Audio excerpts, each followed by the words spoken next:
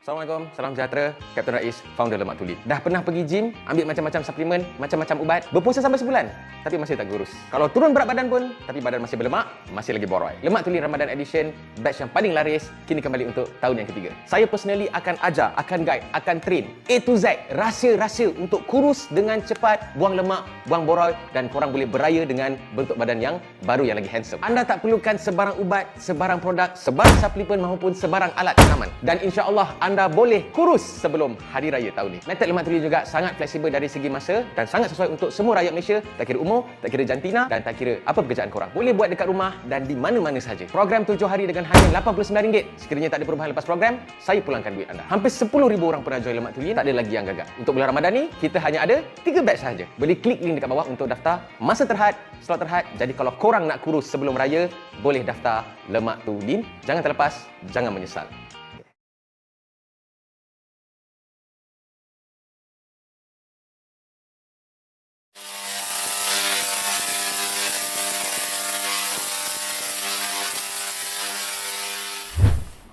Assalamualaikum, salam sejahtera. Apa hal korang? Selamat kembali ke dalam channel YouTube Rais Hamid Aris TV dan masih lagi bersama dengan YouTuber kegemaran rakyat Malaysia, Rais Hamid. Apa hal korang? Check it out now.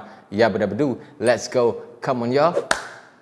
InsyaAllah. Amin. Viral kecoh kejap beberapa hari ni di mana pada majlis anugerah Oscar Award, Will Smith dia sudah tampar pelawak Chris Rock kerana Chris Rock telah mempersendakan atau membuat lawak atau menjadikan isteri Will Smith ni iaitu Jada Pinkett Smith sebagai bahan lawak dia, di mana dia naik dia lempang tanpa belas kasihan. Lepas tu Will Smith duduk balik and then dia ada jerit dekat Chris Rock, dia kata jangan gunakan nama bini aku lagi. Kalau dalam translation lah, Will Smith tak cakap Melayu. By the way, apa lawak yang si Chris Rock ni buat? Chris Rock ni dia jadi presenter lah pada malam tu. And then biasalah, as a comedian, dia ada cakap-cakap sikit, berbuat lawak sikit. And then dia ada bahan orang, dia roast orang. And then salah seorang mangsa dia adalah isteri Will Smith lah, Jada Pinkett Smith ni.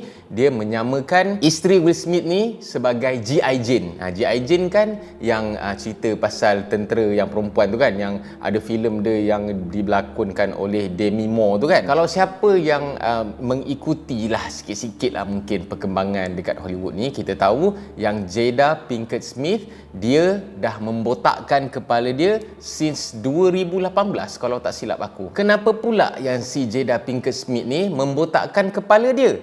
Sebab dia telah terkena satu penyakit ataupun disease yang mana aku sendiri ada pengalaman. Aku sendiri pernah kena penyakit yang Jada Pinkett Smith tu kenalah, dan sebab itulah aku buat video ni untuk nak share pengalaman aku. Jadi sebelum aku teruskan, minta korang untuk tekan butang subscribe.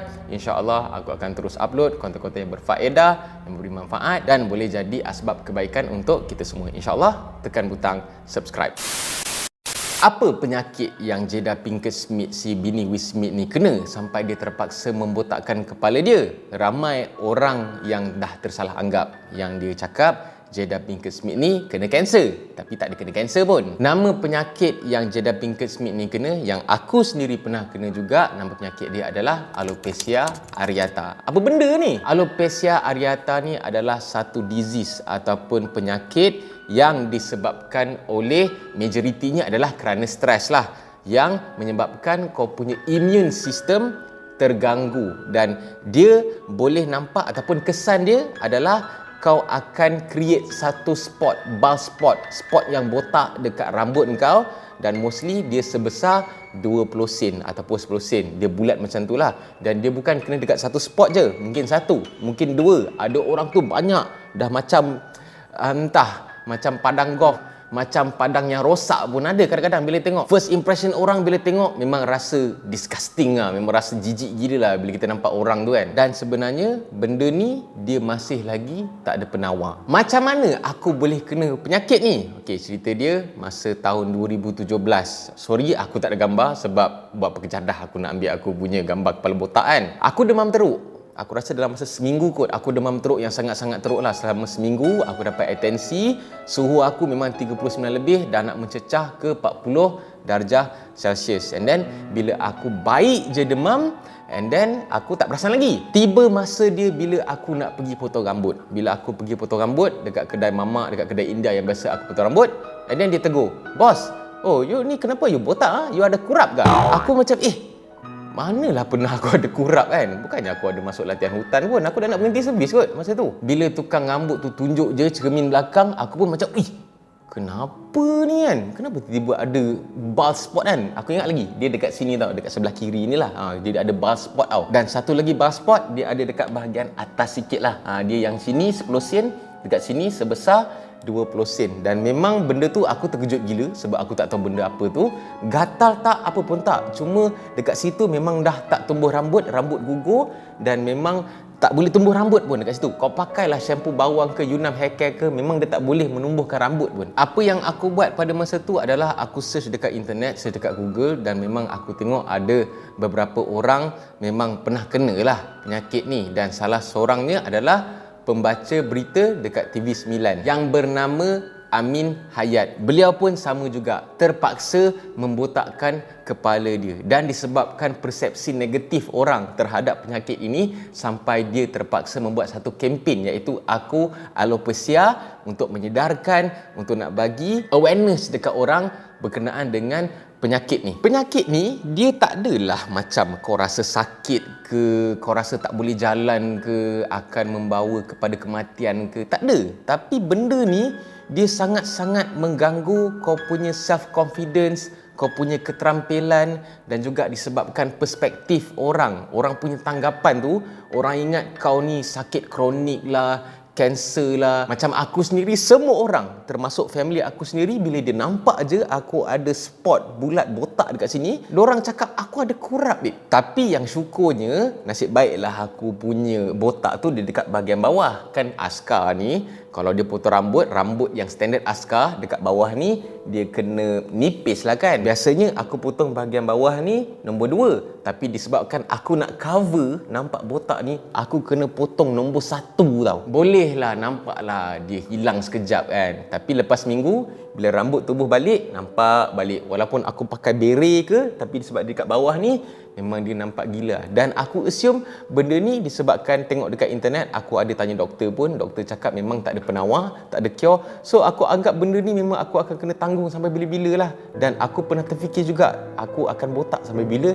aku nak botakkan kepala aku. Alhamdulillah ada satu farmasi aku pergi dekat Jalan Bukit Bintang, dekat sebelah kedai nasi ayam Cimeng tu kan. Dia ada suggest aku untuk ambil satu ubat spray ni. Nama spray ni kalau tak silap aku minoxidil. Dia ada satu bahan macam dadah rangsangan macam tu lah, sebanyak 5%, di mana kau kena spray dekat bahagian yang botak tu lebih kurang sehari dalam 5-4 kali jugalah, setiap 2 jam, setiap 3 jam macam tu, untuk merangsang pertumbuhan rambut dekat situ. Spray tu pula harga dia kecil je tau, botol dia dalam besar ni je. Tapi dia punya harga 200, dekat nak 300 jugalah harga dia. Time tu pula aku tak adalah kaya sangat, gaji pun habis bayar hutang. Dan aku orang kata terpaksalah pinjam duit dekat orang juga sebab nak beli benda tu. Next month tu aku bayarlah balik kan. Dan dia mengambil masa lebih kurang up to 4 months untuk nampak dekat bahagian situ mula tumbuh rambut balik. Dan aku terpaksa beli untuk second bottle, sampailah aku tengok dekat bahagian tu betul-betul dah cure, betul-betul dah tumbuh rambut balik. Dan bila aku potong rambut pun dia boleh tumbuh balik rambut. Mungkin pada orang yang tak tahu pasal benda ni ataupun tak pernah mengalami penyakit ni, diorang mungkin anggap botakkan kepala ni adalah satu benda yang biasa, yang mungkin trend ke, fashion ke. Tambah-tambah pula yang buat tu adalah bini Will Smith. Tapi sebagai seorang yang pernah alami sendiri benda ni dia betul-betul buat kau moral down tau. Dia betul-betul buat kau kemurungan jugalah, kemurungan sikit lah. Macam aku cakap tadi lah, first tanggapan orang akan cakap kau kurap lah, pengotor lah, orang nampak kau macam busuk lah, orang ingatkan kau ada penyakit kulit lah, orang ingat kau ada kanser lah. Lepas tu diri kau sendiri yang kau ingat benda ni memang takkan baik, memang benda ni membuatkan kau terpaksa membotakkan kepala kau walaupun kau tidak memilih untuk botak dalam hidup kau. Macam aku kira okey lagi. Tapi kalau benda tu kena dekat perempuan, contohnya macam Jada Pinkett Smith tu lah. Kau bayangkanlah perempuan nak kena botak seumur hidup dia. Dia dah ada suami, dia dah ada anak-anak, lepas tu pula dia adalah seorang pelakon. Lepas tu orang boleh buat lawak pula terhadap penyakit dia tu. Kau bayangkan, tak ke Will Smith tu mengamuk. Lepas tu macam aku share tadi, ada seorang pembaca berita TV9, Amin Hayat tu. Dia dah lah handsome pembaca berita pula tu. Bayangkanlah takkanlah dia nak botakkan kepala dia. Tapi untuk nak bagi kesedaran, dia buat kempen tu, dia botakkan kepala dia lah supaya orang ada kesedaran yang penyakit ni bukan satu benda yang boleh dibuat main-main, bukan untuk dijadikan bahan jenaka. Tapi korang jangan risaulah sebab benda ni memang sangat-sangat jarang berlaku lah. Adalah survey, ada kajian yang menunjukkan bahawa dalam lebih kurang 5 orang akan ada seorang yang kemungkinan besar akan terkena penyakit alopecia ni kan. Dan juga mungkin dalam family kau pun, kalau family kau ada 6 orang, 7 orang, mungkin seorang tu akan merasai kena benda ni dalam hidup kau sekali lah. Benda ni bukan satu benda yang kau boleh elak. Dia main kena je dekat siapa-siapa yang dia nak kena. Tak ada prevention pun sebab benda ni ada kena dengan immune system,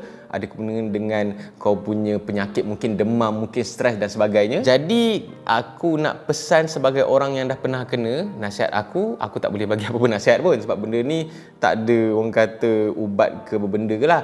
Cuma aku nak cakap sekiranya korang terkena ke ataupun kawan-kawan korang ada yang terkena ke, jangan kutuk-kutuk dia, jangan hina-hina dia, jangan bagi tanggapan negatif, janganlah kau buat lawak, kau jadikan dia bahan jenaka. Mungkin dia botakkan kepala dia, mungkin dia tak botakkan lagi kepala dia, tapi dia adalah spot-spot macam botak sikit-sikit tu kan. Janganlah kau pandang jijik dekat dia lah. Benda ni adalah penyakit yang tidak berbahaya, cuma efek dia tu lah kena dekat tempat yang di luar jangkaan lah, kena dekat rambut.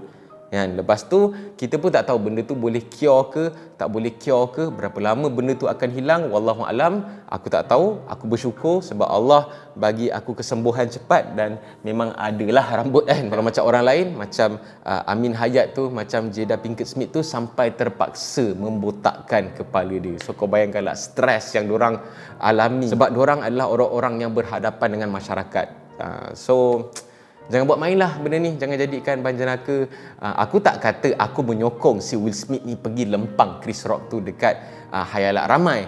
Tapi kalau aku berada dekat tempat dia, kalau orang mempersendakan penyakit yang orang yang aku sayang kena dekat khayalak ramai, kalau aku boleh lempang dia dekat khayalak ramai. Melainkan kalau dia mempersendakan secara berhadapan ke, secara private ke, bolehlah aku nak deal pun secara private juga. Tapi ini satu dunia tengok kau punya bini dipersendakan. Jadi bagi aku patutlah kot kau dilempang juga dekat khayalak ramai. Jadi itu je lah aku nak share dekat korang berkenaan dengan kenapa si Will Smith ni marah sangat dan kenapa Jada Pinkett Smith ni upset sangat. Nampak muka dia upset bila Chris Rock ni menganjing dia, kata dia ni G.I. Jane. Ada benda di sebalik itu yang sebenarnya memang dah merunsingkan, dan benda ni adalah disease, penyakit yang sangat-sangat rare dan bukan semua orang kena. Tapi bila kau dah kena, memang dia akan mengganggu kau punya keterampilan, kau punya mood, kau punya self confidence dan menyebabkan kau memang moral down gila-gila punya. Tambah-tambah orang yang menggunakan rupa dia di khayalak ramai lah, itu sebagai mata pencarian dia. So, memang sangat-sangat terkesan lah dari segi kau punya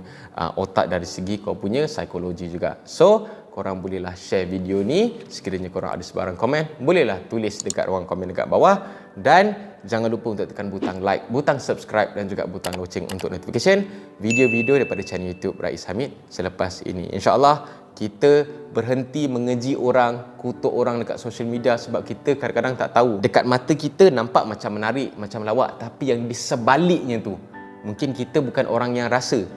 Jadi kita bersangka baik, janganlah suka-suka hati nak menganjing, nak mengutuk, nak mengeji orang.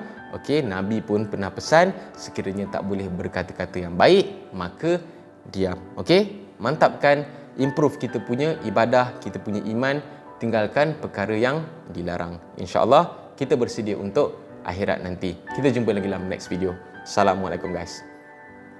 Bye-bye. See ya.